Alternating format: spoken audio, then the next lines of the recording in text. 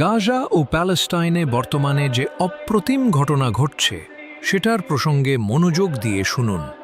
Sheikh Hamad Al শাফেই বলেছিলেন, যখন আমরা ছোট ছিলাম আমাদের শেখানো হতো যে ইসরায়েল গাজাকে আক্রমণ করেছে। পরে বড় হয়ে বুঝতে পারলাম যে ইসরায়েল গাজা ছাড়া সব দেশে আক্রমণ করেছে। আমাদের এমনটাও শেখানো হতো যে প্যালেস্টাইন একটি আরব বিপর্যয়, কিন্তু বাস্তবে বুঝলাম প্যালেস্টাইনের জন্য প্রকৃত বিপর্যয় হল আরবরাই।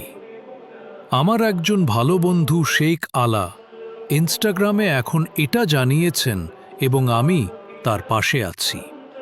তিনি বলেছেন, মুসলিমকে অজুতে থাকা উচিত, কারণ আপনি জানেন না হঠাৎ করে আমরা মসজিদ আল আকসায় নামাজ পড়ব কিনা।